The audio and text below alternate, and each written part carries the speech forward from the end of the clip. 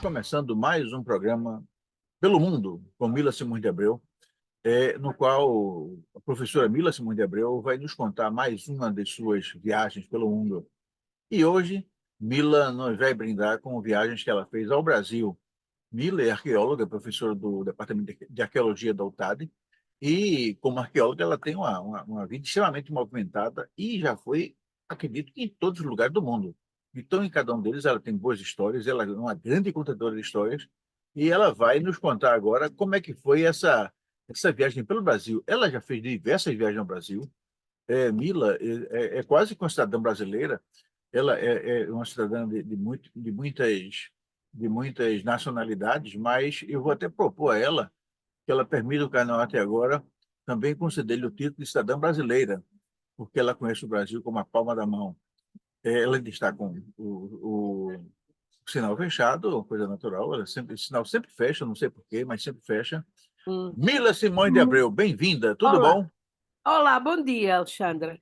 Aqui Mila, estamos na hora do almoço, aí é bem de é? manhãzinha, não é? É, Bom apetite, bom apetite. Eu estava é, comentando aqui que sim. você já fez viagens todo No- mundo, no- todo mundo, todo sim, mundo. E entre esses lugares do mundo, e que você conhece todo mundo. E conhece profundamente o Brasil. não, E eu estava não, dizendo, conhece sim. o Brasil é um continente, não é um país, não é? E é um continente grande, ainda por cima. Conheço um pouquinho do Brasil, não é? E para mais, tu sabes que é muito estranho, eu não conheço quase cidades grandes do Brasil, porque só passo no aeroporto. Né? Mas o que eu Mas, conheço é mas sítios que ninguém vai. de qualquer forma, eu devo dizer que eu vou mover vou mover um movimento no Brasil para dar a você o título de cidadã brasileira, Tu porque sabes que agora você.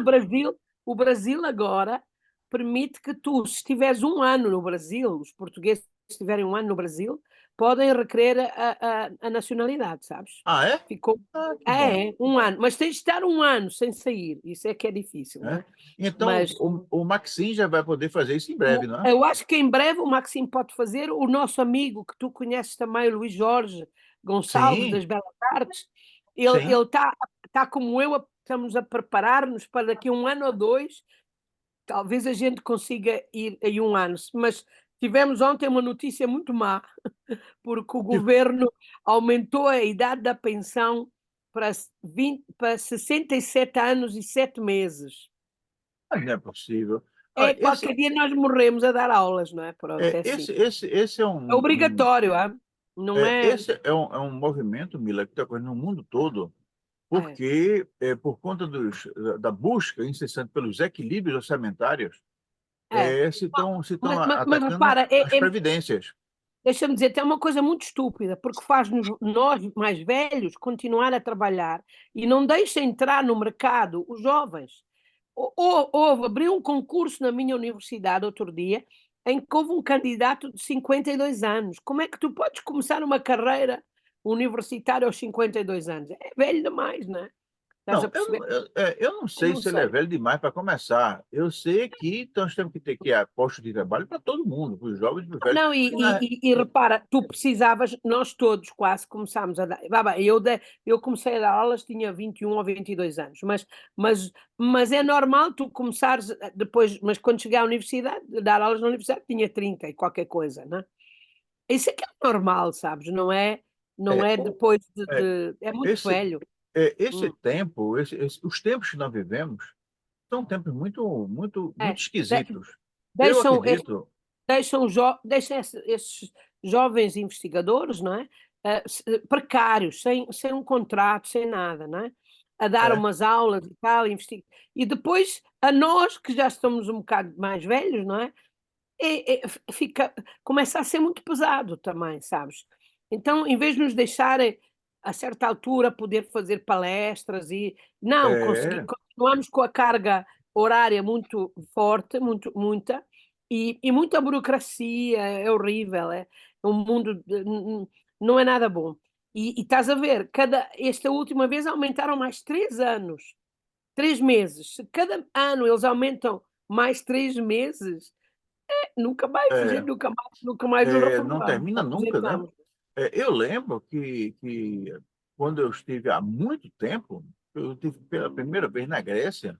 A Grécia está vivendo momentos de ebulição, Pois, porque, claro. entre outras coisas, se queria Hum. também fazer uma reforma previdenciária que aumentaria a permanência das pessoas né, Sim, na mas ativa.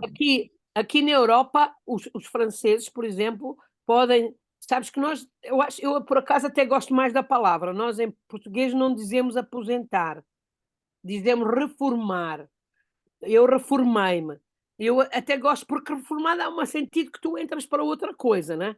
Aposentar dá um sentido mais de ficar parado, não é? É, Então, na França, ainda aos 62 anos, não é? E somos nós e alguns outros países que estão nesta loucura, porque é, dizem que nós vivemos mais, é, então, no, como Bra- vivemos mais, temos de trabalhar mais, pronto. no Brasil, há uma combinação do tempo de serviço e a idade. Sim, aqui também, Então, sim. no Mas só Brasil, aos quando é homens, que tu podes aposentar? a Aposentar, idade quando? mínima para os homens é Ah, 65 anos e e, as mulheres e, 60. Mas acontece o seguinte, que a aposentadoria é, hum, a- a- é muito baixa. Então as pessoas se aposentam, mas têm que continuar a trabalhar para manter os sim. padrões de vida, senão não vão conseguir viver. É uma coisa, Mas, mas é assim mas, mesmo. Isso mas quantos anos de serviço tu tens de ter para te aposentar?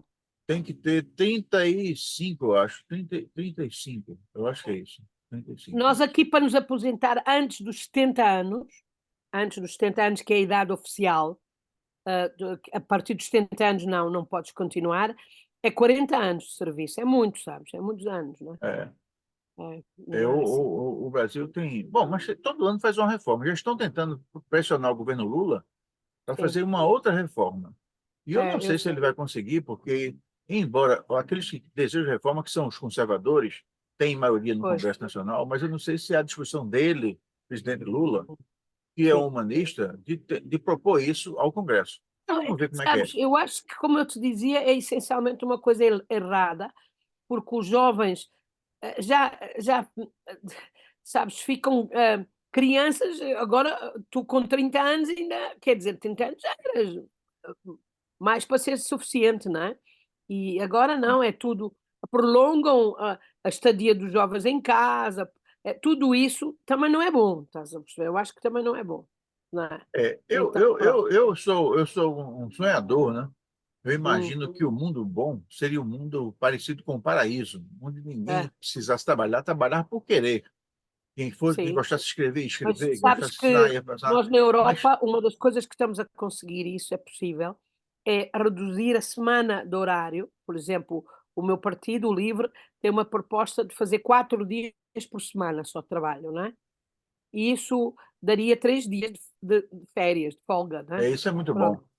Então Isso é muito reduzir, bom. continuares a trabalhar, mas também teres mais tempo, porque Ô, na ô, verdade economicamente faz sentido, sabes? Porque quando tu, nesses 3 dias, no final de contas, nós estamos numa economia de mercado, não é? E nesses 3 dias as pessoas vão aos restaurantes, vão ao cinema, vão é, passear, vão gastar dinheiro. Mila, aqui no Canorte agora existe um programa chamado Comendo Bem de Sol a Sol, que a Ah, temporada 2024 sim, ela expõe uma coletânea sim, de segmentos que ocorrem no âmbito do programa A Economia, a Semana em Revista, e tem uma sessão sim. lá chamada Momento Gastronômico. Então, Ah, essa é? semana eu estava selecionando os momentos gastronômicos para compor um episódio do Comendo Bem de Sua Sol. E num desses episódios, eu não sei exatamente em que contexto, mas eu falava no livre. E eu dizia que as Sim. pessoas. E eu dizia lá claramente, né, que se eu fosse eleitor da Europa, de Portugal, Ok. eu não só votaria no livre, mas também votaria em Mila Simões de Abreu. Então eu vou. Tá bem. Bem, Então isso aí. nós estamos agora em campanha para as europeias, que é uma eleição muito importante para nós, sabes? Porque a extrema-direita europeia está a crescer muito e nós estamos a arriscar que ganhe a extrema-direita na Europa. Isso seria muito, muito mau. É, Com uma aliança da Meloni, dessa gente, da Le Pen, essa gente. é. Mas olha, E, estamos a fazer o nosso possível, estamos a lutar no oh, Mila, possível, isso é vamos uma ver. maluquice, Mila. Ontem, É, o o Trump, Donald Trump Trump. foi condenado lá nos Estados Unidos. Sim. Mas diz que vai disputar a eleição. Eu acredito que possa, Nada. né? Diz que ainda votam mais nele. Pois é, pois é. E aí eu fico impressionado com o seguinte, né? Como é que o povo elege uma pessoa desse? Porque não foi é um crime terrível, né? Só negação de impostos, corrupção, prostituição, tudo que não presta está lá com ele, né? E ele é um herói. Não, Agora, mas condenado, com uma agravante é que isso foi para as outras eleições. Isso contribuiu para que ele fosse eleito, não é? é. Então é. E Mas ele disse o sabes seguinte, qual é que é o mal? É que nos ah, Estados Unidos não toda a gente vota. Esse é que é o problema. Porque não, não é como. Não, não votam. É difícil inscrever-te para votar. Estás a perceber?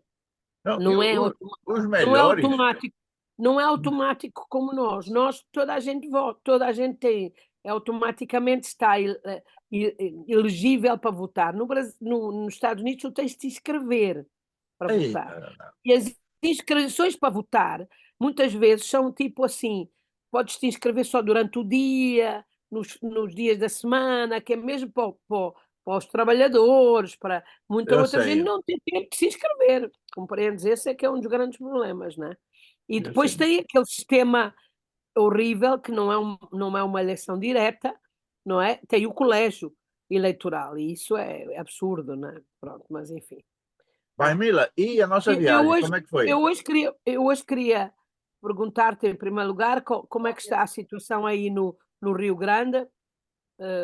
Pronto. É, a situação do Rio Grande é uma situação muito difícil, porque o Estado como um todo, ele vem sendo governado por negacionistas já há algum tempo.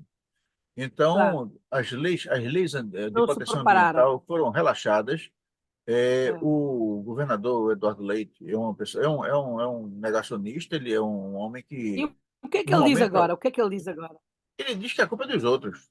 Ele não assume a Ah, culpa, né? Ele diz que a culpa é dos outros. Ele diz que ele tinha outras prioridades e que não foi pois. devidamente alertado para os perigos do que estava sendo esperado. Mas todos sabiam. E o pior, Mila, é que nós concretamente, existem já anunciados pelo governo do Estado, que são governos conservadores, medidas que nos deixam muito assustados. O prefeito de Porto Alegre, o prefeito de Porto Alegre, anunciou, poucos dias depois do anúncio do decreto de calamidade pública, esse decreto é importante, se refere a ele, porque não se refere apenas à constatação de uma situação, Sim, mas significa que, durante a vigência do decreto de calamidade pública, as sim, contratações públicas podem ser feitas sem licitação. Sem sim. licitação. Pois bem, poucos dias depois de haver um decreto nacional de calamidade pública para o Rio Grande do Sul, o prefeito de Porto Alegre anunciou a contratação de uma empresa norte-americana chamada Álvares e Marçal para Uhum, gerenciar todo o sistema em Porto Alegre.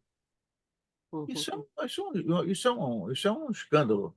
E Pois, essa empresa, só para você ter uma ideia quem é essa empresa foi aquela que, tão logo o ex-ministro e ex-juiz Sérgio Moro deixou o governo Bolsonaro, foi contratado por ela sim, justamente para administrar o espólio jurídico de empresas que foram levadas à falência pela Operação Lava Jato, sob a tutela do Sérgio Moro. Então, é uma sim, empresa habituada a falcatruas. É uma empresa muito indecente.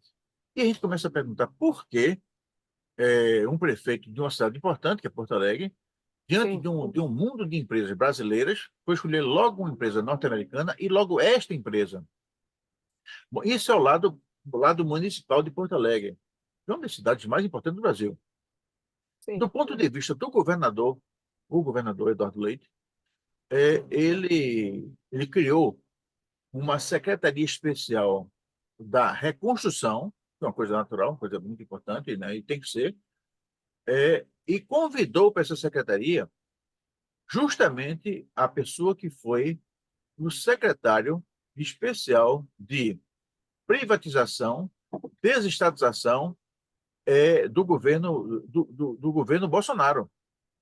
Ou seja, a solução que os conservadores estão vendo na questão do Rio Grande do Sul é a privatização dos esforços. Ou seja, nos Pampas não haverá mais espaço para pobre, né? Mas, A depender do governador e do ó, prefeito, todos vão ser Alexandre, expulsos. Alexandre, eu compreendo isso tudo, mas há uma coisa que a gente também não tem de negar, é que essas pessoas foram votadas, não houve um golpe de Estado. Hum? Esse governador, esse prefeito, não está no poder porque houve um golpe de Estado, está no poder porque puseram- votaram neles. Então, por último, quem é responsável é o povo, não é? Agora, se o povo não acorda, estás a perceber? Porque a verdade é essa, eles podem, dão-lhe o ouro ao bandido, como nós dizemos aqui em Mas, Portugal. mas, Mila, Dão existe um ouro. dado adicional que eu não tive chance de colocar ainda. Ah, Diante da situação do Rio Grande do Sul, o governo federal, o governo Lula, tratou imediatamente de socorrer o Rio Grande do Sul. Imediatamente. E aí estabeleceu-se um contraste. Em 2021, o governo era exercido pelo senhor Jair Bolsonaro. E aconteceu coisa semelhante com o estado da Bahia. E sim, Bolsonaro estava em eu, férias em Santa Catarina. sim, Então, durante as férias, ele passeando de jet ski pelas praias maravilhosas de Santa Catarina, com praias belíssimas, ele disse que não tinha nada a ver com isso, estava em férias e não ia interromper as férias por causa de um bando de baiano. sim. E aí estabeleceu-se um E repara, contraste. no Bolsonaro, lembras-te que houve a tragédia, aquela tragédia das barragens, não é?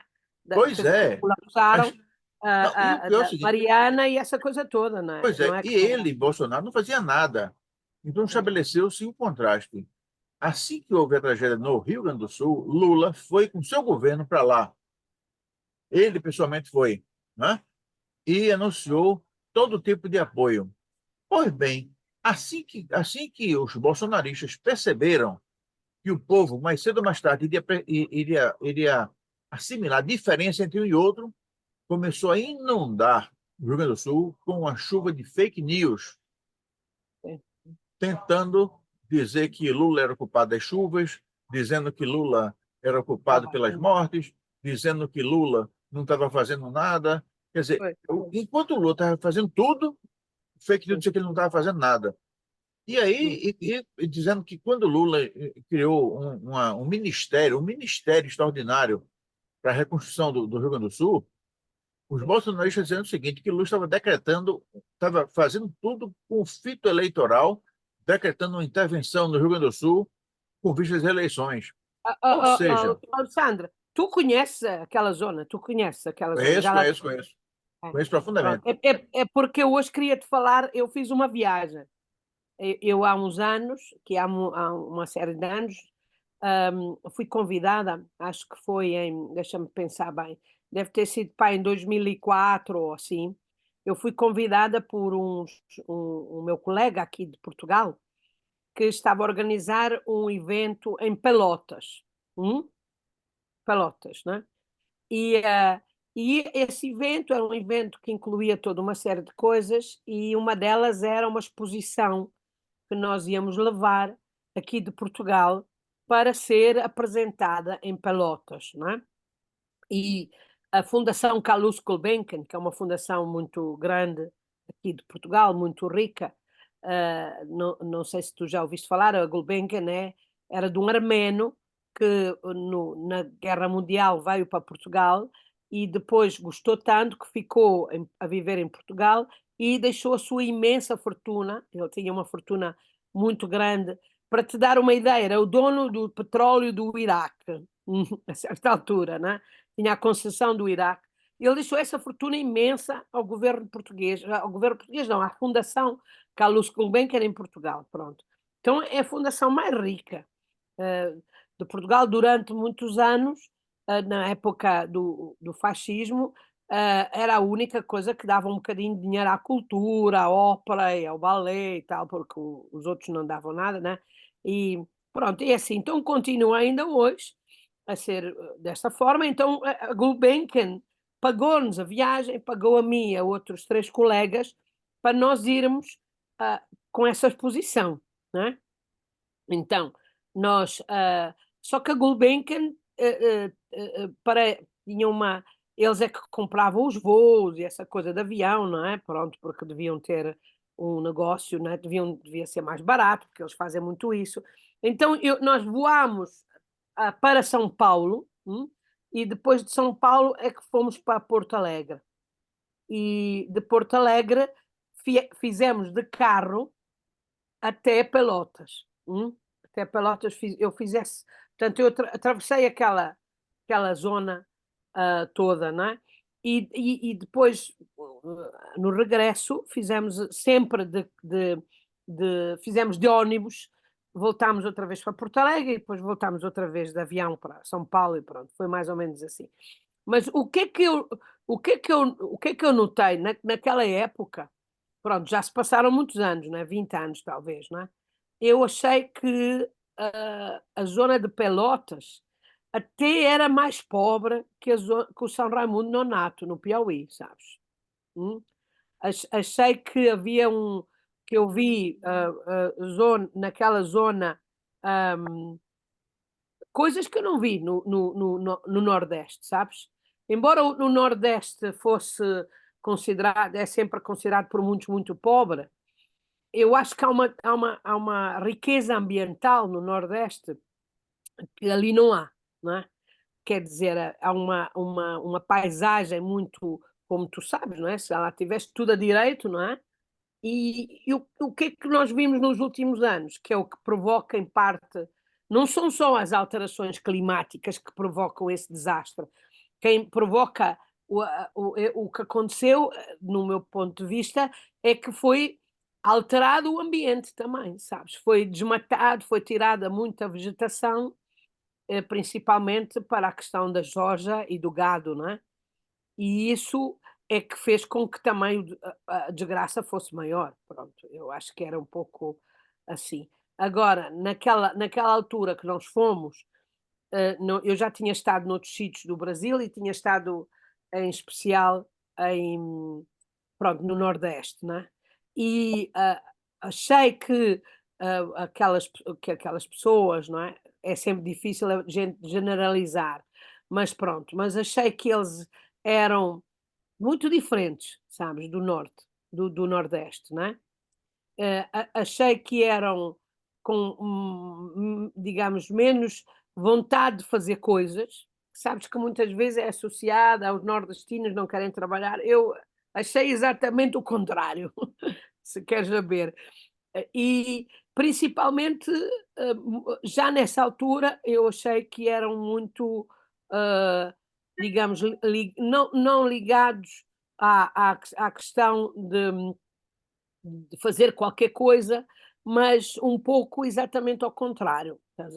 Tanto que, para te dar um exemplo, é isso que eu fiquei um pouco, digamos, mal impressionada, é que quando nós chegamos, depois de uma viagem, daquelas viagens todas muito longas, não é? Nós estávamos ansiosos por montar a exposição e quando chegámos lá, a exposição não estava lá ainda. Diz que estava para estar desalvanegada, não é? Pronto, só que passou o primeiro dia, o segundo dia, o terceiro dia, o quarto dia, e isso nunca aconteceu. Então, se tu queres saber, nós nunca fizemos a exposição. Nós nunca conseguimos, porque em continuação eles não faziam nada. Pronto, a verdade é essa, né? Então, nós tivemos, pelo menos aí uns 4 dias, naquela zona, à espera da tal dita exposição, sem saber, sem fazer, né? E naquela altura, era uma altura que, imagina, a economia era diferente, não é, de agora, e ainda por cima, naquela altura, o real, 1 euro era equivalente a 4 reais. Agora é mais, tu dirás, mas a economia era completamente diferente. Naquela altura, realmente, nós sentimos-nos ricos, se queres saber. Nós, quando chegámos lá, era nos restaurantes, nos sítios todos, quer dizer, com 1 euro, quase se comia, não é? Mas 2 euros tu com certeza podias almoçar e sem problemas, não é? E sabes, ser rico às vezes não é mau, não é? E então, o que é que acontece? Nós começamos a ir, à espera dessa coisa da exposição que nunca mais chegava, nós fomos aos restaurantes mais caros de Pelotas, ao mais caro. E depois até fomos, pegámos num carro, alugámos um carro e fomos até à cidade de Rio Grande, na costa, portanto, na costa, né? E, e o que eu me lembro dessa viagem, sabes, é que, por exemplo, Pelotas tinha um mercado em que eu vi, do ponto de vista das pessoas e o que eles compravam, muita mais pobreza do que no Nordeste, sabes? Eh, eh, o- as coisas não era só a quantidade de comida, isso tudo que era muito mais, digamos, não havia a mesma quantidade, abundância de coisas, não é? Tu, em qualquer mercado do Nordeste, tu tens fruta, tens, né, tens mais coisas, né? Mas também achei que, por exemplo, nós fomos a restaurantes em que não havia ninguém, sabes? Não havia ninguém, nós sentíamos-nos mal.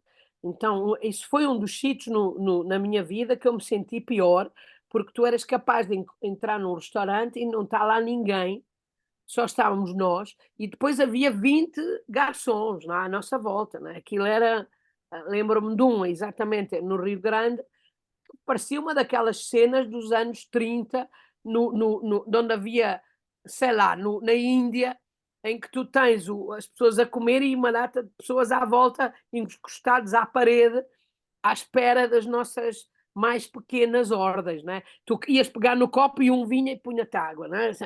Uma coisa que eu fiquei muito, muito impressionada na época com essa realidade.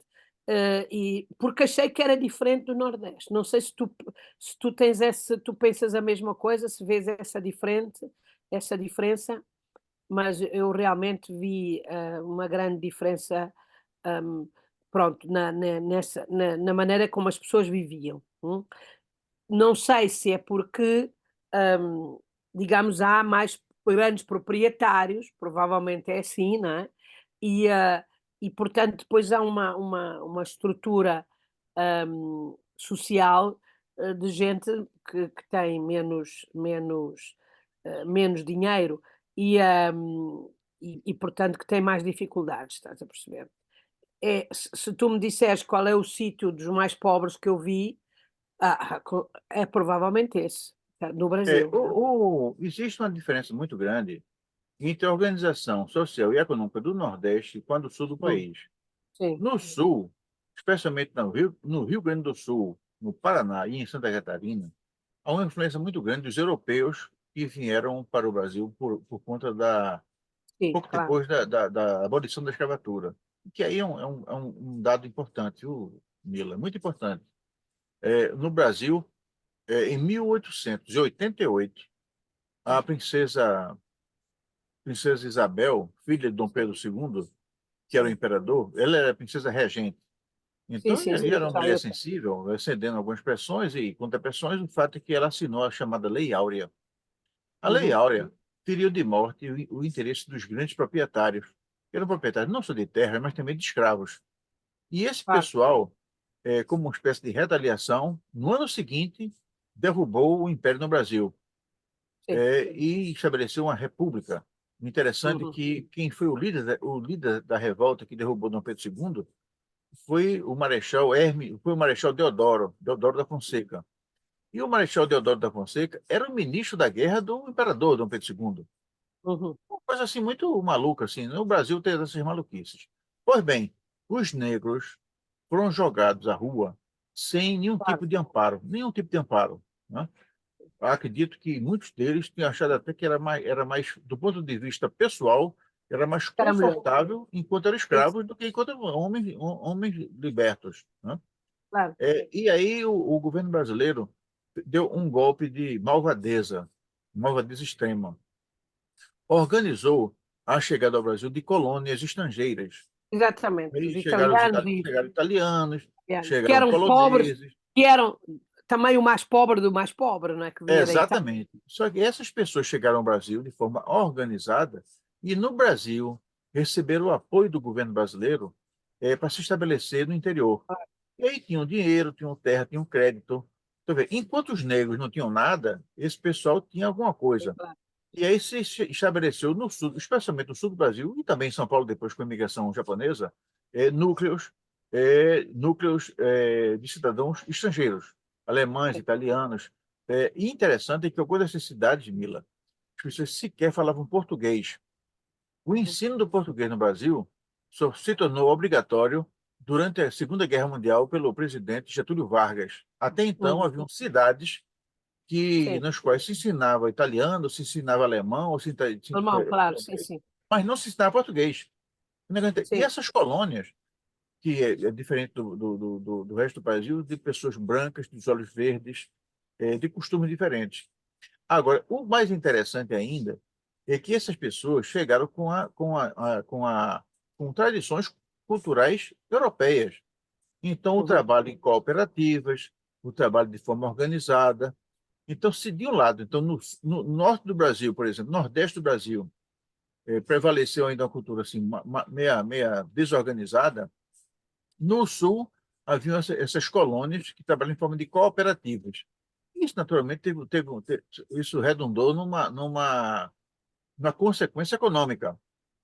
E aí surgem esses casos que a gente vai falar agora. Bom, primeiro, é a questão da riqueza. Sempre, tradicionalmente, os povos instalados no sul do Brasil tiveram rendas superiores àquelas que estão instaladas no norte do Brasil, nordeste do Brasil. Agora, em ambos os casos, tem um confronto que é mais ou menos recente, que é o da monocultura e da cultura diversificada. No Nordeste, isso foi mais gritante, onde tinha os senhores de engenho. O senhor de engenho ele Sim, era o dono da fazenda, ele sim, era o dono da produção, o usineiro. Então, tinha uma população enorme, pessoas que viviam muito mal, ganhando muito pouco, em contraste com gente que ganhava muito, muito dinheiro. No sul do Brasil, vem acontecendo uma coisa mais recente, mas que é nesse mesmo sentido. Existem cidades onde tem colônias de imigrantes, que foram imigrantes, hoje em dia são cidadão brasileiro, que a gente sim, gosta sim, muito, sim, né? sim, sim. Mas se confrontam com grandes latifundiários, É, aqueles que produzem soja, as grandes fazendas de gado, né? E aí é, tem, de fato, e é esse pessoal que está devastando o ambiente, porque aqueles que vieram da Europa, claro. da cultura europeia e formaram pequenas propriedades, esses defendem o meio ambiente, porque só que depende deles. Mas os grandes proprietários não fazem isso. Sim, mas Agora, e o último eu acho que no comentário, sul, Mas no Mila, só Rio, o último comentário com relação ao sim, restaurante que você foi. É, me parece, e eu proclamo aqui a minha inveja a você, se você foi em um restaurante que tinha muita gente para pouco cliente, quer dizer, muitos garçons para pouco cliente, é porque o restaurante era muito bom. pois está, Porque normalmente, quando sim. em momentos de Não, não, crise, ó, você tem pouco cliente e poucos garçons. Alexandre, eu achei que naquele momento histórico, era um período de decadência, estás a perceber? Sentia-se que a economia, isto é antes do Lula, repara, não é? E talvez depois, um pouco depois do Collor, não é? Pronto. Então eu senti que a economia não era uma economia muito, era uma economia muito desequilibrada, estás a perceber?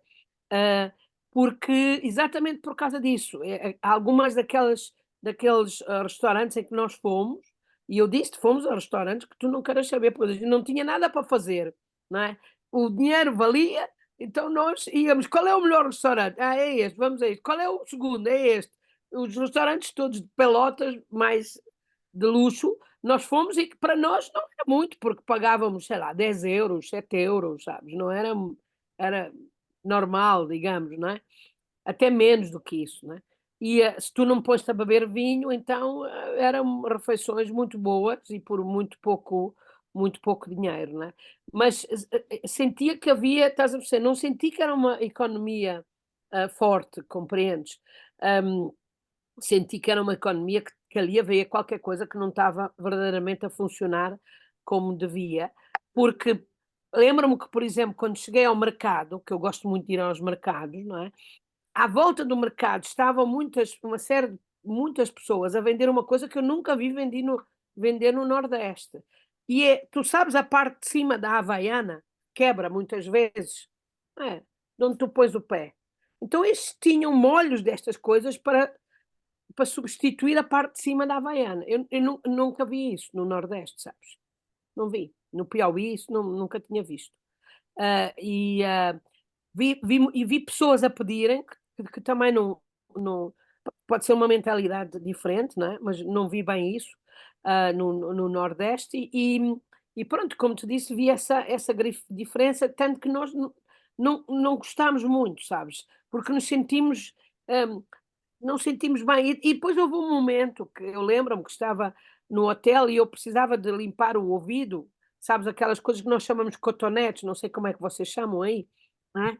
E, para limpar o ouvido eu resolvi descer e ir a comprar umas à frente numa farmácia que havia, né, e e quando voltei para casa disse aos meus amigos e colegas que estavam comigo: "Eu não sei quanto é que eu paguei", porque eu paguei 20 cêntimos. 20 centos quando é? Nós não conseguíamos traduzir aquilo em dinheiro, sabes? Mas quanto é que isso é em euros, não é? Estás a perceber? Porque era tão pouco, não é? Tu começas a perguntar-te: "Mas como é que é possível?" Porque tinha a caixa de papelão, tinha os cotonetes, deve ter pago alguns impostos, o vendedor alguma coisa fez, não é? Então quanto é que é o preço disto, não é?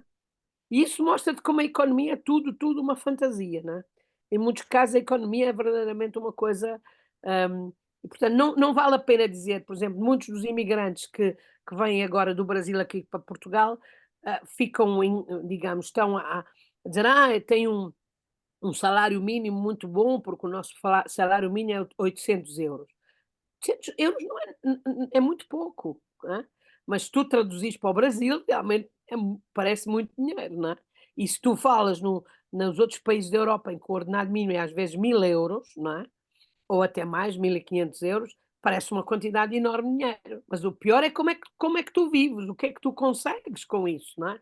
E isso é uma coisa que é muitas vezes não é explicada às pessoas. E isso, a onda de imigrantes que nós estamos a ter agora, não é? Muitos deles ficam em condições muito precárias, porque vem a uma ilusão, estás a perceber? Vem a ilusão de que, eh, enfim, que cons conseguem fazer muito dinheiro e não conseguem, porque aqui também gastam muito dinheiro, não é?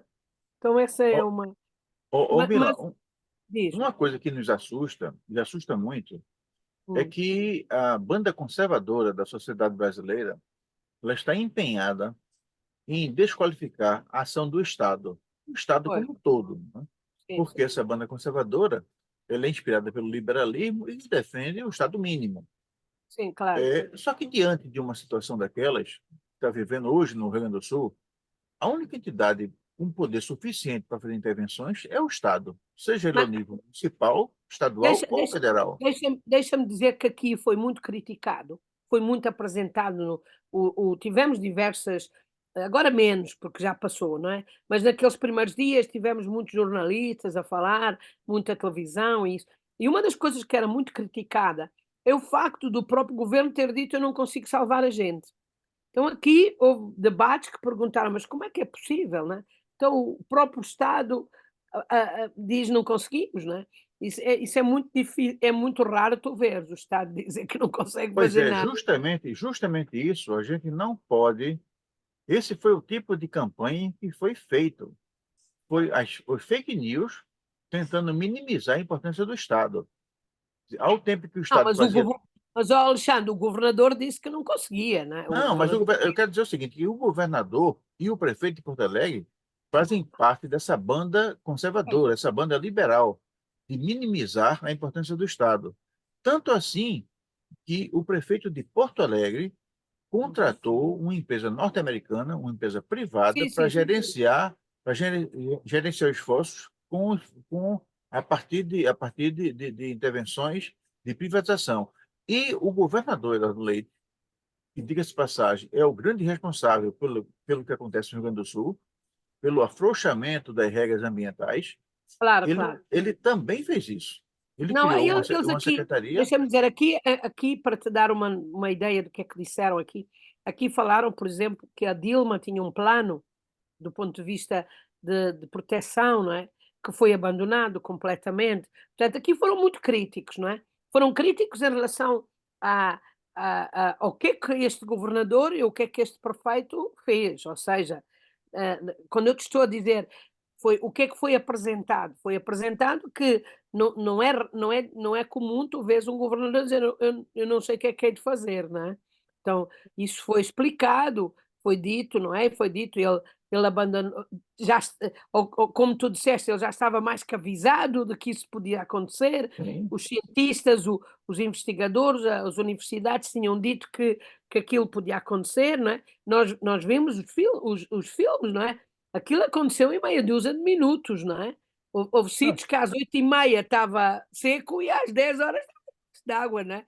Quer dizer, né, aconteceu num tempo muito foi, rápido, não é? num tempo muito rápido. E aí, Mila, a parte perversa são essas fake news, são notícias plantadas em Ah, todos as redes sociais, em todos, dizendo o seguinte, que o Estado não está ajudando.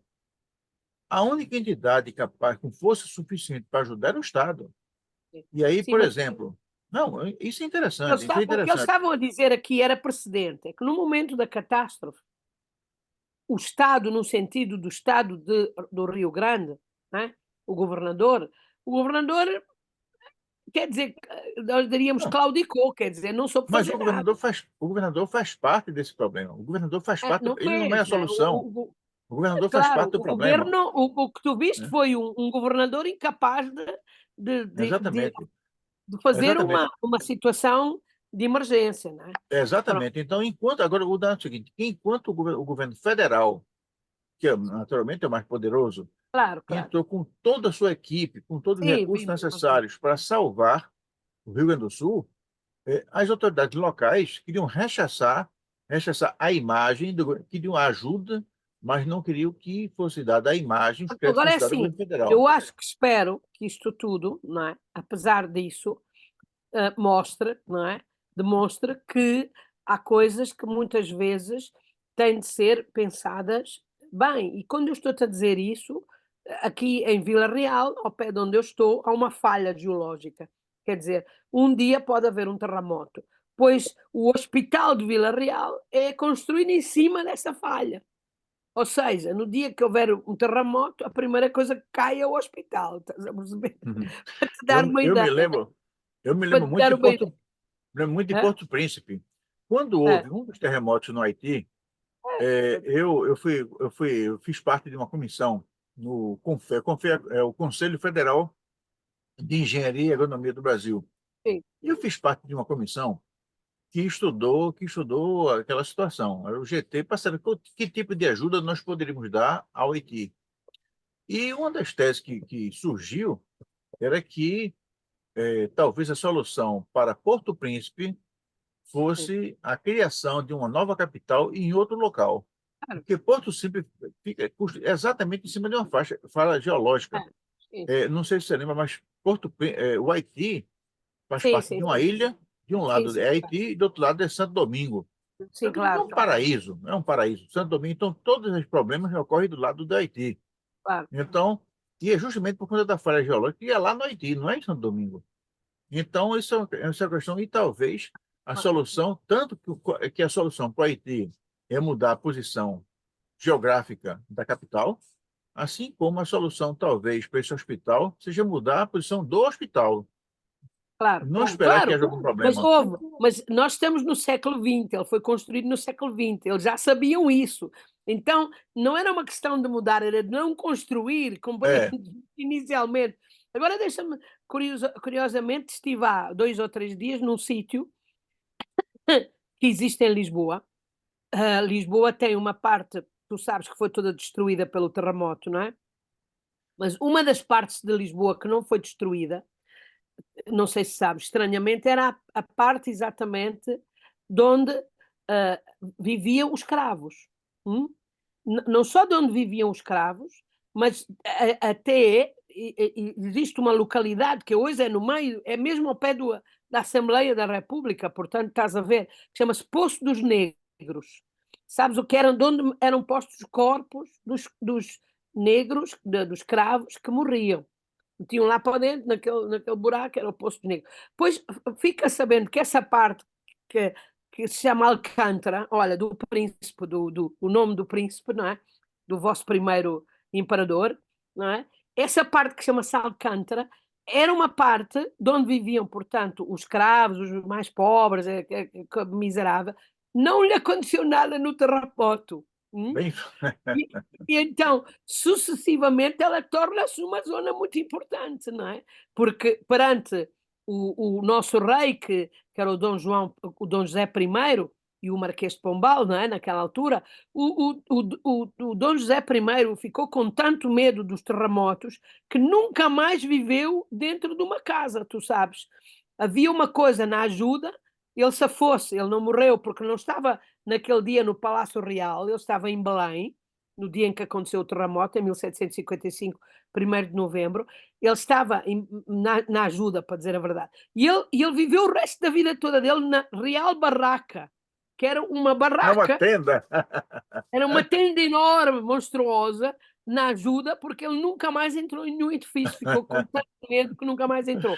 E, tanto que os nobres, imagina, é uma loucura, os nobres foram todos reunir-se à volta dele, todos com reais barracas, com barracas maravilhosas, com muitos de quartos e não sei o quê, mas estava tudo acampado, ficou lá, até que depois, até que depois fosse feito o Palácio da Ajuda, né? Mas durante muito tempo eles viviam em barracas. Mas, e a parte que era portanto, dos escravos, tornou-se uma das partes mais importantes da cidade. Agora, nós estamos a falar no século XVIII, não estamos a falar no século XX e no século XXI, não é? No século XX e no século XXI já há tecnologia, já há conhecimentos suficientes para não fazer disparates desses. Quer dizer, eu lembro, aquele aeroporto de Porto Alegre, quer dizer, não era preciso ser um gênio para perceber que aquilo ficava debaixo d'água, não é? Agora, ô Mila, o interessante é o que você contou dessa barca real foi no Ah, século XIX. Nós exatamente, não é? tratamos do século XXI e É isso. nem por isso, deixou de aparecer Hum, um vereador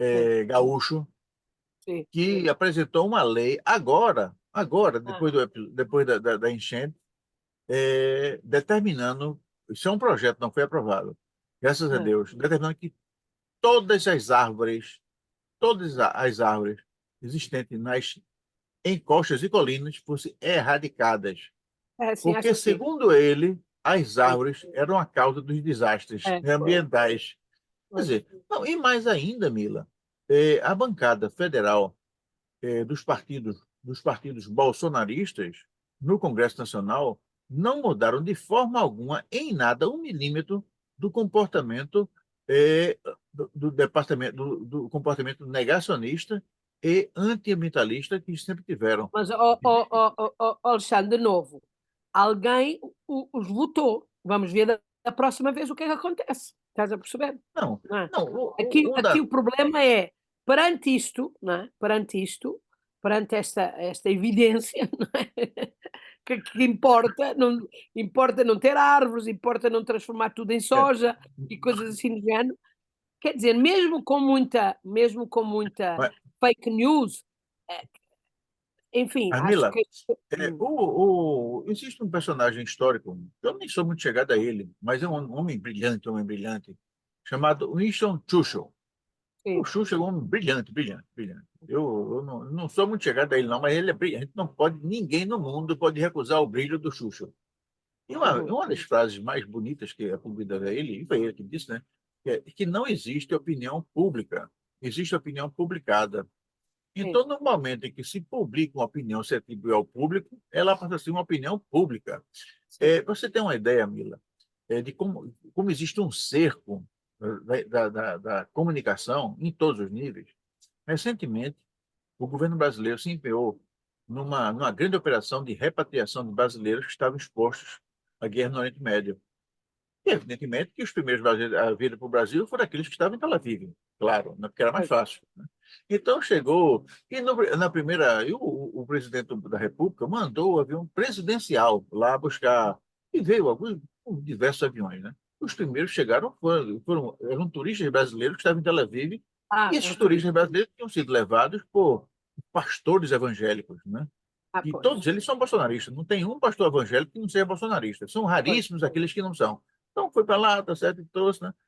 Pois Mila, quando chegou uma repatriada aqui no Brasil, uma senhora loura, quando você vê uma brasileira muito loura, desconfie, né? Porque dificilmente o cabelo é natural, né? Pois. Então, não tem nada contra, não é porque ficam assim, Não, não, tipo, não, eu é um sei, mas tipo nórdico, é uma brasileira nórdica. é. Depois chegou uma daquelas, com a tez um pouco morena, como a tez brasileira, cabelo louríssimo, com aquela questões. E ela fez Hum, ela apresentou um agradecimento penhorado às autoridades brasileiras que tinham permitido aquela viagem de socorro e uhum. queria de público agradecer ao prefeito de Sorocaba. Eu pergunto, o que o prefeito de Sorocaba tem a ver com aquilo? Pois bem, ela tinha feito, ela não estava convencida que aquilo era uma operação do governo federal. Ou Não, pois. seja, e aí onde vem o nosso referência à frase do Xuxo. Esse pessoal não sabe, não está sabendo exatamente o que é. Mila, vou contar mais uma história. Só a última. Estou falando demais aqui. Quem fala aqui é você, que é a nossa líder Não, maior. não, estamos a dialogar, não é? Mas, Mila, eu sei que uma das culturas que marcam a ocupação dos campos no Rio Grande do Sul, das Sim, principais culturas, é a cultura do arroz.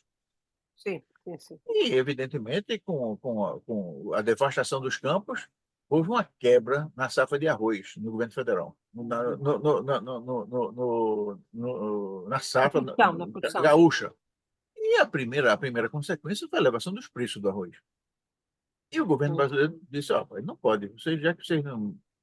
Os produtores disseram, não pode baixar, tem que ser esse preço.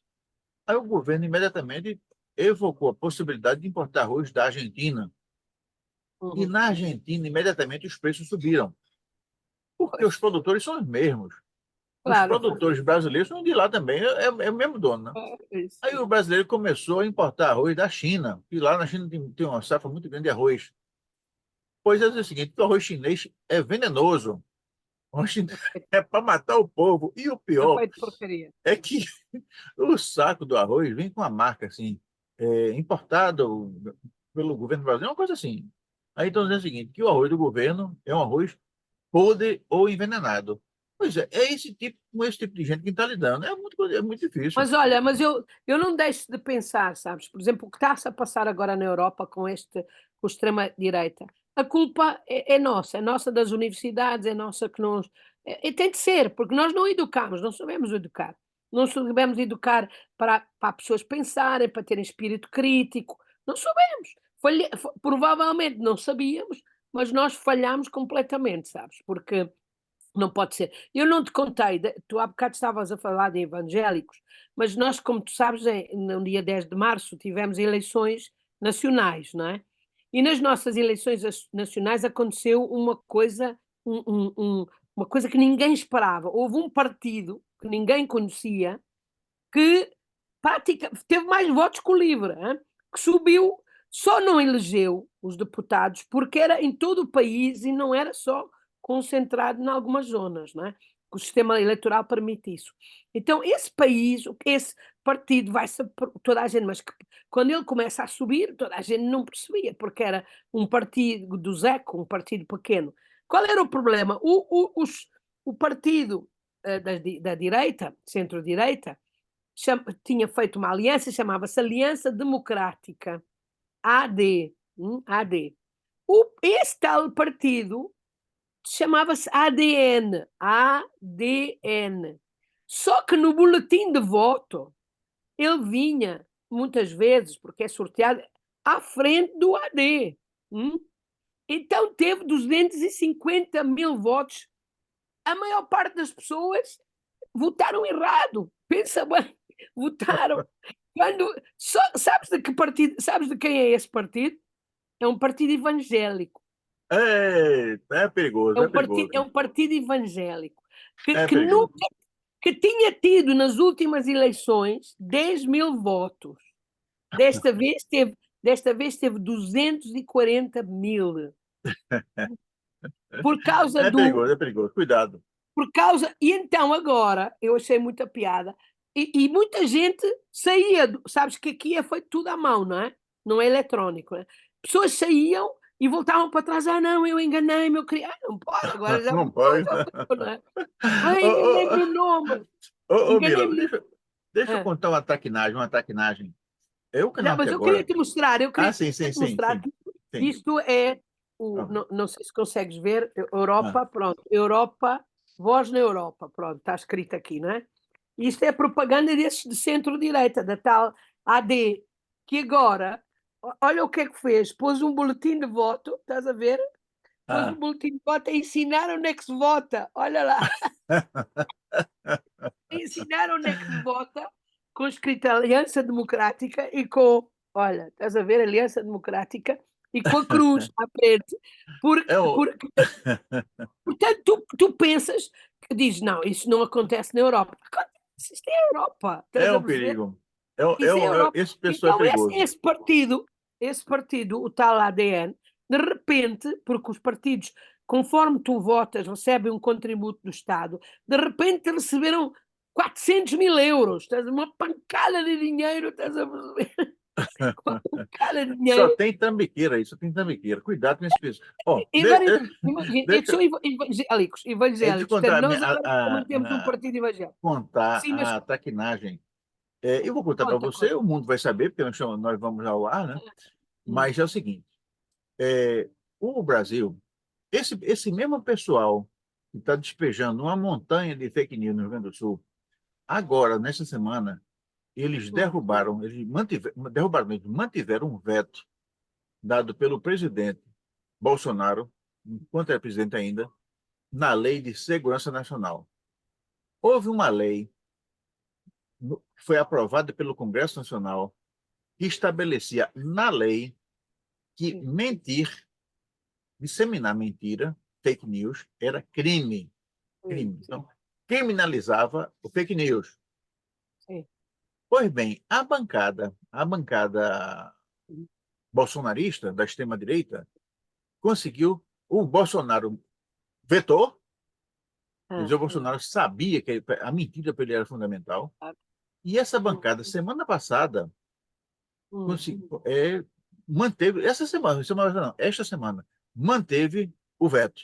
Ou seja, no Brasil, mentir Pode mentir, não há pode problema. mentir, não, não é crime. Quer dizer, mentir para iludir as pessoas, mentir para induzir as pessoas a erro, não é crime, não é crime. Aí, Sim, eu mas não nós. sou. Não, mas veja bem, nós- isso é o que eu quero dizer e aí eu vou jogar o jogo, né? Eu vou continuar a insistir para tornar mentira crime, porque mentir não é certo, pá, mas não vou fugir do jogo.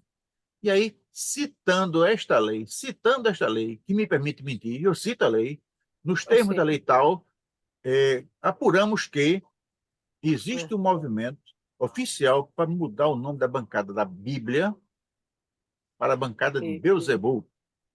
Beuzebu é o nome de um demônio, que pode começa por dizer. B também, tá certo? Sim, Então, sim, e aí eu comecei a usar isso. E já estão no Brasil usando esse nome, bancada da bala, bancada do boi e bancada de ah, Beuzebu, meu amigo. ah, Mila, ah, as ah. pessoas, os crentes estão horrorizados comigo, querem tirar meu escalpo. Primeiro, estou seguindo a lei. Eu não Vai estou ser fazendo nada ilegal. excomungado, pá. Vai ser excomungado. Eu já Tu sabes fui, que eu já fui. esta, esta semana, no Parlamento aqui em Portugal, passaram a semana toda a discutir, sabes o quê? Porque o Ventura, que é aquele, o chefe, o André Ventura, o chefe do partido de direita aqui, do Chega, o tal Chega, né? Ah, Resolveu dizer esta linda frase, que por causa de um aeroporto, uma coisa, disse, sim, sim, porque até aqueles trapaceiros dos... Desculpa só um segundo, que eu vou só dizer para telefonar. Eu já te ligo, só um segundo.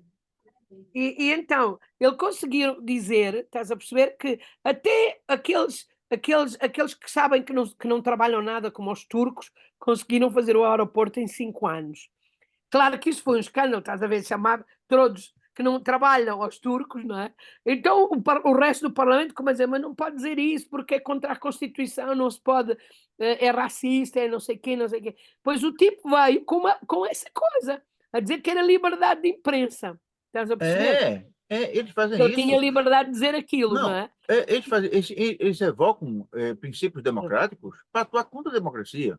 A democracia não defende a Não, mas mentira. não, a culpa é nossa. Nós temos de reagir mais. Nós não Não, reagimos o é o seguinte, suficiente. a minha reação de imediato é o seguinte, eu vou evocar esta Ah, lei, essa lei, claro. eu vou evocar sempre, eu digo, nos termos da lei tal, Podes concluímos dizer, tal coisa. pronto. Aí depois pode ser qualquer coisa, não é? E aí, É. eles que se defendam, porque eu vou dizer Ah, exatamente, existe uma charada no Brasil, uma charada que está sendo correndo há muito tempo, é o seguinte, de cama em cama, virei primeira-dama. Quem sou? pois, pois. Até hoje a gente não disse quem era. Eu vou começar a Não, dizer. Né? é. Não, existe a charada, né? Sim, sim, sim, Porque mas isso dizer. é uma coisa grosseira, inclusive, mas existe essa charada, né? Existem, nós estamos diante de uma realidade, Mila, muito perigosa, Ah, não, porque mas o quando o pior, presidente da República houve. veta O uma pior, lei, sim. veta uma lei que proíbe a mentira, ele diz, não, eu dependo da mentira. E o pior é que ele É. mente tanto que no final ele atribui coisas aos outros. Ele passa por santo. E aí é como você diz. E no Mas, final quem leva a culpa são os professores, porque não conseguiu despertar nas pessoas o sentimento mas é um crítico. pouco, estás a perceber, porque nós não foi o suficiente. Agora, estava-te a dizer que é incrível como nós somos um país pequenino e pobre e irrelevante, digamos, aqui na Europa, mas é uma fotocópia disso que tu estás-me a descrever, compreendes? Nós não tivemos ainda o Bolsonaro, mas se calhar vamos ter um Bolsonaro, sabes? E o bom é que, por exemplo, a Inglaterra já está a sair do período Bolsonaro, já está a É, sair, portanto, pode ser que isto volte outra vez ao contrário, estás a perceber? Portanto, olha, há esperança, digamos. e esse negócio é tão complicado que a Argentina, os irmãos argentinos, Sim, que nós temos, eu tenho amigos argentinos que eu tenho uma admiração enorme, eles entraram numa dessa, né? Eles elegeram o Milei. E o Milei, você tem uma ideia de quem é Milei? Milei, a semana passada, ele foi à Espanha, não sei se não sei, nós presencialmente, vimos. né? E teve E encontro com ofendeu este, a esposa do mas primeiro-ministro. teve um encontro com este nosso daqui, mas aqui na televisão, sabes o que é que tem passado do Milei? Um filme dele em que ele diz: os homens são os únicos animais burros que conseguem pôr à frente da manada um idiota. E Ah, mostram só isso. manda para Só mim, isso. amigo. Manda para mim, manda para mim, manda para mim. E só mostram isso. Os homens são o único animal que é burro que consegue pôr à frente da manada Um um idiota. idiota. É Um isso idiota. mesmo. É isso mesmo. Não, e agora, e semana passada, ele passou toda a campanha falando mal do nosso presidente, né? E dizendo que é Mas, comunista, não sei o quê. Bom, eu não sei se ser comunista é ruim ou é bom, não sei. Eu acho que nas relações entre estados, isso não mas, pode ser uma questão relevante. Não, mas Alexandre, ele passou como ofendendo, é que e agora? 55% da população argentina votou nele? Pois é, são fake news. As pessoas votando nele sem saber que ele era Então, assim, quer sem dizer, são saber. burros, não é? É, sim, Burros. sem saber que era assim. Aí, Ah, o que aconteceu? Agora, ontem, a Argentina está num colapso energético. E ele foi forçado a recorrer ao governo brasileiro para socorrê-lo em termos de fornecimento de gás e de óleo e combustível, né? E o governo brasileiro, claro que aceitou o pedido. Ninguém vai deixar a Argentina, né, às escuras, nem imobilizada. Mas o fato é que ele disse tudo que não podia. E agora tá. Como é que o argentino pode querer brigar com a Espanha?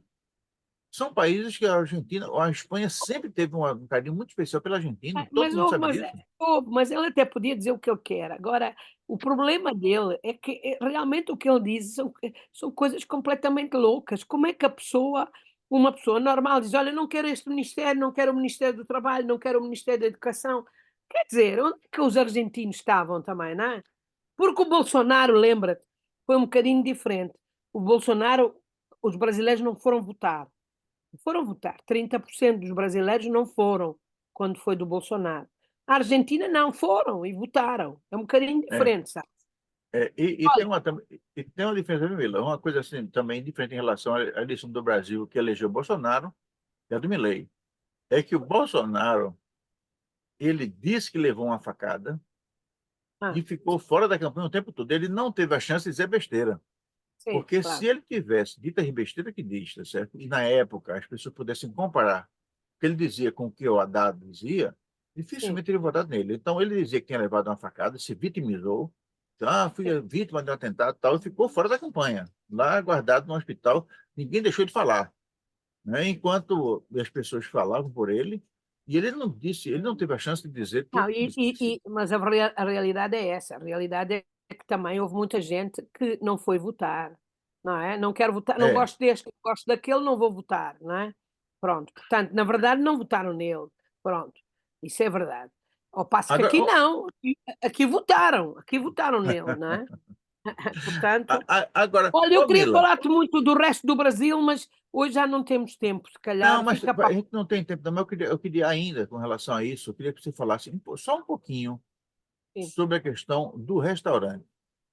É, Do restaurante que você foi atendida como a rainha, que você de fato sim, merece ser como rainha. Eu pois. tenho certeza que quando os garçons se viram diante de clientes tão importantes, falando um sotaque diferente, e cada um deles começou a sentir que a perspectiva de receber uma gorjeta, como é que foi o tratamento dos garçons? Os garçons, eu queria que você a gente fechasse o Houve, programa de é hoje com assim, essa eu descrição. houve.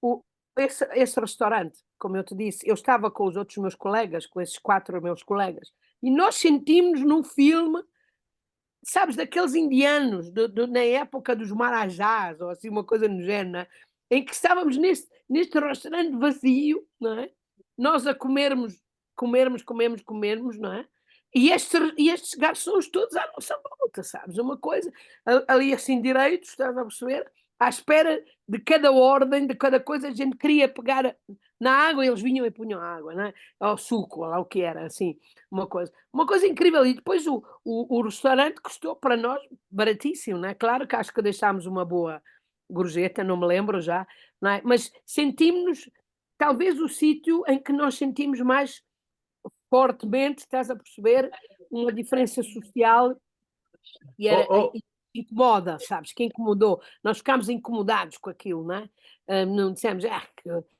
que coisa, que, nem, quase até a comida não sabia, estás a perceber? Porque sentimos provavelmente, não sei se o restaurante estava decadente ou lá o que era, pronto, não sei, mas que estava vazio, estava, estás a perceber?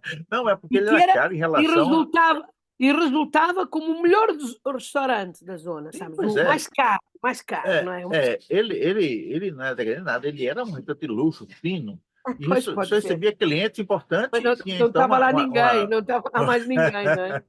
Não Agora, Mila, estava. e Hum. você lembra alguma coisa dos quitutes que foram servidos, das Não, comidas? pois, quer dizer, e depois, como eu te disse, eu normalmente, já sabes, quando vou viajar, eu gosto de ver, não é? Ver. Não, se eu puder ir de táxi ou de carro ou de ônibus, olha, eu prefiro, ou de comboio, ou de trem, e não ir de avião, porque de avião não vejo quase nada, né? Pronto, então eles depois ficaram muito espantados porque nós quisemos ir, e então eu atravessei aquela zona toda, estás a perceber? O estado todo, praticamente, não é? Até lá ao fundo, não é? E essa era uma paisagem, hum, pronto, aquele tudo a direito, não é? De vez em quando lá vias umas vacas e tal, mas achei que era, talvez isso não fosse a pampa, não é? Muito, tudo um bocado para o deprimente, estás a perceber? Quer dizer, assim um bocado nostálgico ou deprimente, não é? E depois, talvez nós nesta coisa de esperarmos que a alfândega nos trouxesse a exposição, que nunca trouxe, nós fomos inutilmente para lá, foi uma roubalheira, roubámos a Fundação Gulbenkian, porque fomos de avião, comemos, não sei o quê, não E sei a o quê, para nada. exposição não houve. E cada dia que passava nós estávamos preocupados, acho que dizíamos, mas então nós temos de montar a exposição. Calma, há de vir e tal. Tem Mas à exposição. noite, mas a exposição, onde está a exposição? "Ah, sei lá, não sei." E nós, ao terceiro dia desistimos, estás a perceber? Ao terceiro dia dissemos: "Pronto, olha, acabou-se, não Então, vale a pena." nós temos, eu vou dar uma sugestão, então, né? Veja Hã, bem, nós estamos vivendo um momento de reconstrução do Rio Grande do Sul. Pois, E seguramente a área de tem Pelotas de pagar, vai tem ficar de fazer uma melhor, coisa. não, vai ficar melhor se É. nós pudermos fazer essa exposição. Talvez então É, pudesse e olha, propor e lá a mais, vou-te fundação para dizer gente outra fazer. coisa. Eu não sei se tu, isto é lá para o teu programa gastronómico, esta parte. Não sei se tu alguma vez provaste, mas em Pelotas tem uma tradição doceira que tem raízes conventuais portuguesas, não é? Que é os bolinhos todos feitos de ovo, aquilo quer dizer, se o teu seguro de saúde sabe que tu estás a comer aquilo, aumenta-te o seguro, não é? Porque aquilo é colesterol puro, não é? Aquilo estás a comer. E umas caixas lindíssimas. Então tudo aquilo era entre o decadente e o luxo, estás a perceber? Era uma contradição, eu não conseguia estar, compreendes? Dizer, eu estou a ser bem tratada ou estou a ser maltratada? Espera aí, isto está a ser muito bom ou isto está a ser muito mau? Porque havia um desequilíbrio nesta coisa, não é? Nesta, nas relações, e como eu te disse no princípio, eu já estive em sítios, depois, pá, uma das outras vezes eu vou-te contar a viagem que eu fiz com o Maxime para Governador Valadares. Governador Valadares, que é lá, é sempre sítios estranhos, não é, que a gente vai. Ah. Que não são comuns, os turistas normais não vão a Pelotas, vá lá. Vai a Pelotas. Não, não vais, não é? E vais a com todo o Brasil para escolher, tu vais escolher Governador Valadares, perdoe-me, Governador Valadares, mas não é uma prioridade, não é? No Brasil. E, e, Pois e, bem, e, e depois Pelotas, pronto, ficou assim na nossa memória. Tem uma praça muito bonita e eu fiz fotografias e até dizia a eles, eu não sei se eu estou nos anos 50, se houve uma regressão no tempo, estás a perceber? E eu sou rica, pronto, posso comprar tudo o que eu quero e ir aos restaurantes todos e não sei o quê, porque tenho uma moeda muito, muito, que vale muito, não é? E por outro é, lado, pareceram umas pessoas muito mais tristes e muito mais pobres, estás a perceber? é, Do que é, no Nordeste, mas é isso mesmo. Na realidade, o tempo que você foi, a tristeza era por força do modelo econômico que submeteu o Brasil, que devia ser o governo, talvez do Fernando de Cardoso, o Collor, era, o era, Itamar era Franco, depois do. ou, Era, né? era, Então era, é um tempo muito difícil para o Brasil, muito difícil mesmo, porque as opções políticas eram muito ruins. Mas agora que nós estamos vivendo num governo que oferece ao povo uma opção política muito boa, com redução de desemprego, com aumento da renda média, enfim. deixa-me só, mas Mas deixa-me, no Rio Grande do Sul a situação está muito difícil. mas deixa-me dizer-te uma coisa. Naquela altura eu já tinha estado 2 vezes no Piauí. Quando eu fui a este sítio, eu já tinha estado 2 vezes no Piauí. Eu não tinha sentido isso no Piauí, estás a perceber? Portanto, não era só a questão económica, era qualquer coisa que tu talvez me explicasse um pouco da maneira da colonização. Pronto. Estes dois amigos com quem eu ia, aliás, não sei se conhece, é um grande amigo do Dalton, que é o Jorge Rodrigues. O Jorge Quem Rodrigues é um conhece, não grande. conheço, O Jorge Rodrigues, eu estava com o Jorge Rodrigues. O Jorge Rodrigues é um grande especialista de missões, como sabe, dos jesuítas e das missões. E pronto, ele tentava-me dizer talvez isto seja talvez um reflexo diferente de um tipo de colonização. Estás a perceber? Que é diferente. Eu não me senti assim em nenhum outro sítio do Nordeste e pronto, eu fiquei sempre com essa visão, estás a perceber, um bocado de filme, como é que eu ia te dizer, daqueles filmes italianos neorrealistas, não é?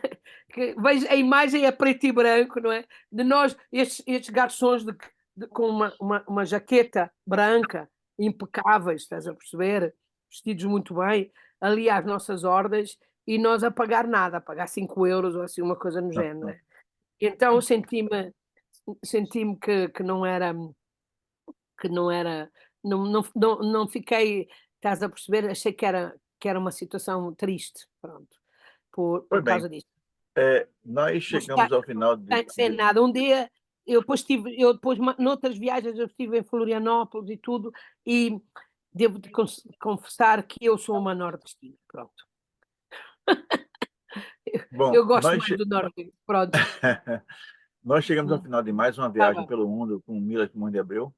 E dessa vez nós estivemos no Rio Grande do Sul, uma viagem que Mila fez há Boa algum sorte tempo. boa sorte aos camaradas de lá. Boa sorte. Tudo Eu corra bem. espero que a gente consiga sair dessa, porque a situação lá não é fácil. Muito obrigado, um beijo para todo mundo, até logo. Tchau, Tá tchau, bem. tchau. Deus. Bom, mas, Mila, Ah, rapaz, essa sua viagem, na verdade é o seguinte, eu fico impressionado. É porque num dia você está permitindo sim. que o rei de Portugal case sem nenhum atropelo. Isso é uma coisa interessante, né? No outro, você está tá no restaurante em Pelotas, cercado de Agora 20. eu não quis contar, mas nós naquele dia começámos a hora do almoço, nesse almoço, Sim. começámos a falar, e se nós fôssemos ricos? Hum? E Eita, se ai, nós conta aí. fôssemos, se isto fosse a realidade, não é? E então um dos meus companheiros que estava comigo, que era um italiano, disse: se ganhássemos a lotaria, o que é que nós fazíamos? E foi uma coisa muito chata, porque cada um de nós começou a dizer o que é que fazia quando ganhava a lotaria, Ah, e connosco estava um meu colega que tem um nome holandês chamado Luís Osterbeck. E nós começámos a dizer: primeiro tínhamos de fazer uma fundação com um nome assim estranho, tinha de ser de Luís Osterbeck, não é? Não podia ser Fundação Jorge Rodrigues, que não pode, não pode, não não, estava não, nada, não. não é? Não é? E depois começámos, ele tinha, porquê? Porque naquela manhã ele tinha lido no jornal que tinha saído 70 milhões aqui de lotaria. E então, sabes o que aconteceu? Começámos a gastar o dinheiro, chegámos à conclusão que não bastava. Que 70 milhões não era nada, porque É cada nada, um nada, deu nada. 5 milhões a este, 10 milhões àquele, à minha universidade dou isto, aos não sei o quê dou isto. No fim temos lá, Não não, dava, não é muito dava. chato é muito chato ter dinheiro, é melhor, porque depois, e a quem é que a gente ia dar? E depois uns diziam, eu tenho de dar a cada um dos meus filhos uma casa boa e tal. No No fim de final, contas, nós gastámos o dinheiro todo, estás a perceber? E não bastava, os 70 milhões não bastava para, não, para o que a gente queria fazer. isso Então resolveu, é muito relativo. Eu mesmo é melhor não ganhar na não loteria, é ganho na melhor não. loteria, né? Agora, se ganhar, Milano, lembre de mim, viu? Eu estou aqui no Brasil esperando Pode pelo a seu ver. socorro. Começámos com isso, e também damos a este e aquilo, e o que não sei o quê, e depois Angola, e depois Moçambique, e depois não sei o quê. No fim de sempre, não, dinheiro dá muita confusão, é melhor Dá não. muito trabalho, né? Mila, você, Ok. por favor, não esqueça de me avisar o negócio de outubro, tá certo? Não, de outubro. É, Primeiro vou-te avisar agora, vou-te mandar já o que nós vamos fazer agora em sim, junho sim, sim, sim, sim, online. sim. Se quiseres fazer uma transmissão de lá, a gente faz uma com aqueles colegas. Eu quero. Um dia à Viu? noite a gente fala sobre isso. Tá bom. E de outubro é porque eu quero mandar o tapete vermelho lá para o aeroporto, viu? Tá bem, A tá banda de bem. música, aquele negócio todo. Tá bem. Tá bom, meu. Um Ok, beijo para pronto. você. Tá Tchau, bem, tchau. beijinho. Adeus, adeus. Tchau.